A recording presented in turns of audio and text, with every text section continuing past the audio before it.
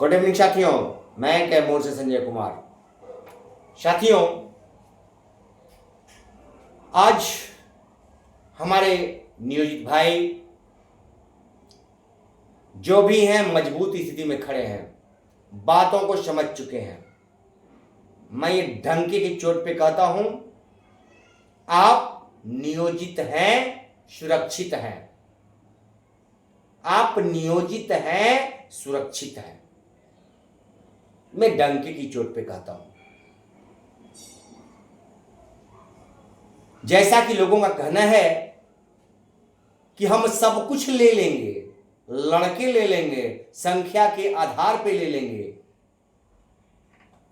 अच्छी बात है भाई, ले लीजिए, हम कहां आपको रोक रहे हैं। लेकिन हम अगर इसमें खुश हैं तो क्या तकलीफ है। हम तो भैया हम कह रहे हैं कि आप लड़िए, तो आप लड़िए ना भाई, हम कहां रोक रहे हैं। लेकिन हम कुछ लोग हैं तो उनको तो परेशान मत कीजिए।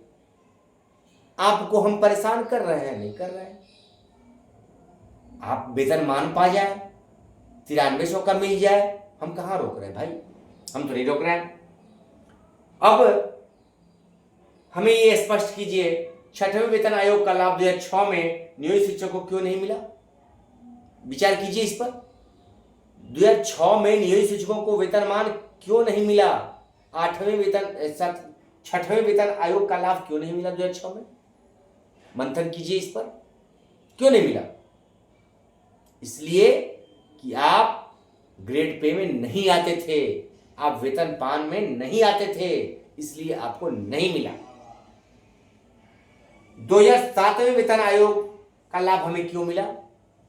क्योंकि 16 में जब 7वां वेतन आयोग आया तो उस समय हमको 5200 का स्केल मिल चुका था। 5200 के स्केल में आप आ गए थे, इसलिए मिला। इसमें कोई संदेह है? नहीं संदेह है ना। अब 2015 में 5200 का वरदान मिला, जिसे छीना जा रहा है 8वें वेतन आयोग के चलते। भैया ये 2015 में जो मिला था ना, वो गलती से वरदान मिला था, चूक हो गई थी सरकार से। मैं खुल के बोलता हूं, सरकार से चूक हो गई थी। जो शिक्षकों ने आंदोलन किया, उस समय संघों के नेता मजबूर हो गए शिक्षकों के आगे। ठीक है, मैंने कहा ना कि कोई संघ बुरा नहीं होता है। संघ बुरा नहीं होता है, संघ के नेता बुरे बन जाते हैं। तो शिक्षकों ने जो आंदोलन किया, वो शिक्षकों का आंदोलन था, शिक्षक टूट पड़े थे। आपको याद होगा 15 का, मैं भी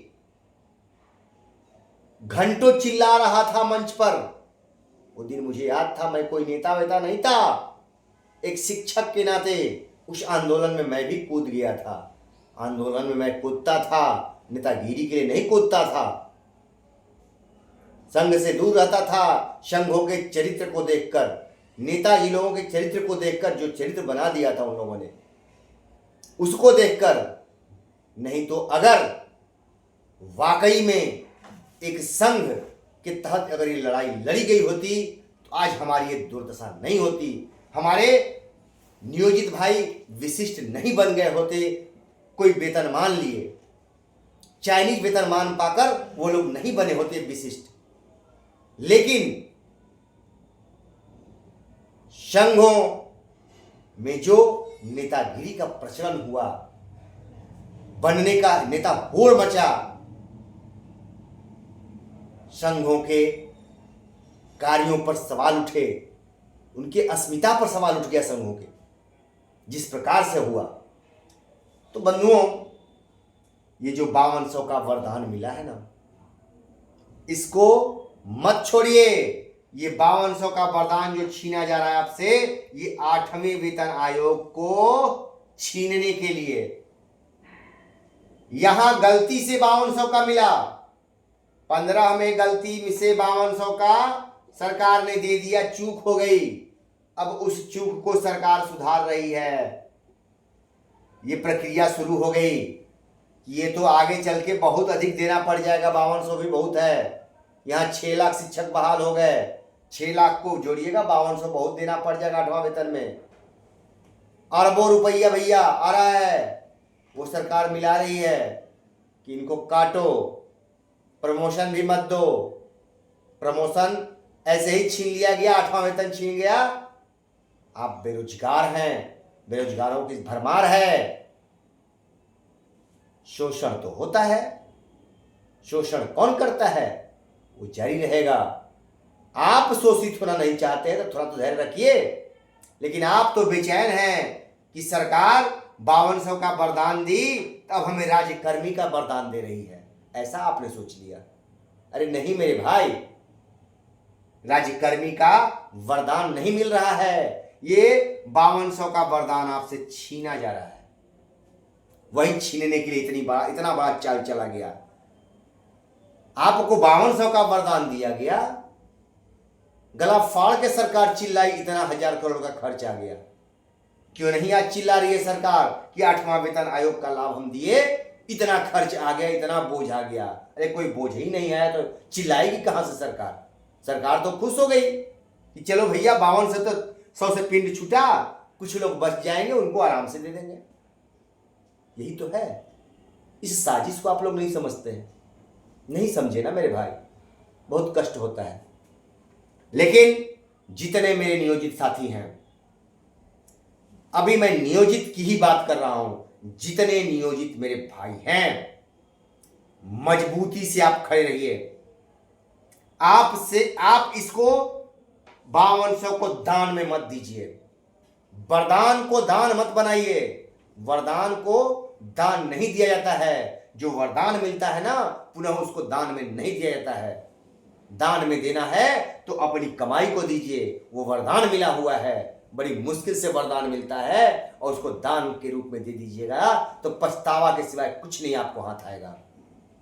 और जितने भी नियोजित भाई हैं, आज मैं उनको विश्वस्त करता हूं कि आपने बहुत संघों को देखा, बहुत नेताओं को देखा। एक अपने इस संजय कुमार कैमूर, अपने इस भाई को एक बार मौका दीजिए। देखिए, हम 20,000 रहेंगे, 25,000 रहेंगे, 50,000 ही रहेंगे। मैं वो कायम करूंगा, वादा करता हूं कि मैं वो आपका इज्जत कायम करूंगा कि नियोजित का नाम स्वर्णाक्षरों में लिखा जाएगा। मैं मिशन पर हूं, मैंने एक मिशन बना लिया है, और मैं कहता हूं ना कि कभी गद्दारी नहीं करूंगा।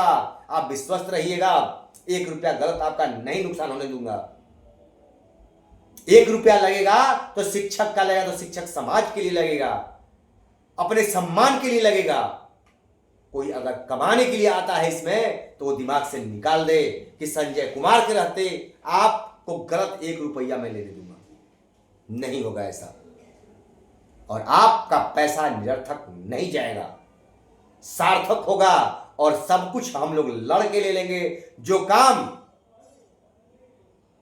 15 में आम शिक्षकों ने लड़के 5200 लिया था, और आज वो खो दिए, लेकिन मैं कहता हूं कि 50,000 बचेंगे तो 50,000 लोग लड़ के हम लोग सब कुछ हासिल कर लेंगे। ये मेरा वादा है आपसे, वो एक मिशन है मेरा।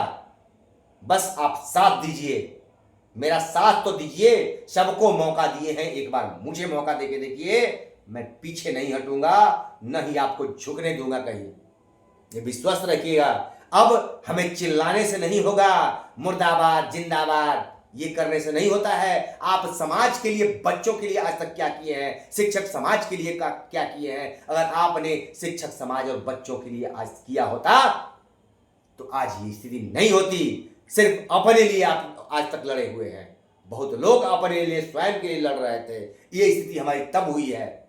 लोगों का भरोसा टूट गया था, शिक्षकों का, नेताओं पर से भरोसा टूटा, जिसकी वजह से भगदड़ मच गई। अन्यथा ये भगदड़ नहीं मची होती। विश्वास कीजिए, ये भगदड़ मचने का कारण है। तो साथियों, एक बार संजय कुमार पर विश्वास कीजिए।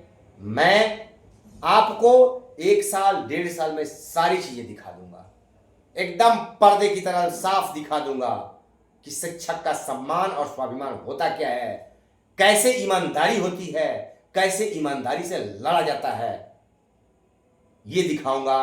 और मेरे मजबूत साथियों, जो लोग जीवन में सोच रहे हैं कि नहीं हमें ईमानदारी के साथ संजय भाई के साथ खड़े रहना है, वो खुल के मेरे साथ रहें, कोई दिक्कत नहीं है। एकदम हम लोग साथ साथ लड़ेंगे, एक साथ लड़ेंगे, मजबूती से लड़ेंगे। थोड़ा भी संख्या को लेकर मत घबराइए कि हम मुट्ठी भर हैं, तो मुट्ठी, जब ये थोड़ी मुट्ठी तो छोटी सी है, लेकिन इसमें इतनी ताकत है, इतनी ताकत है। खुला ये तो बहुत बड़ा दिख रहा है ना, ये बहुत बड़ा पंजा दिख रहा है, लेकिन इसमें वो ताकत नहीं है जितनी कि इस छोटा बना देने पे है। बात समझ गए आप? इसको छोटा मत समझिए, ये मुट्ठी बन गई है और ये ताकत बन गया है। ये ताकत जब चलेगी ना तो क्या हाल होगा वो समय बताएगा। घबराइए नहीं दोस्तों। नमस्कार, फिर मिलूंगा।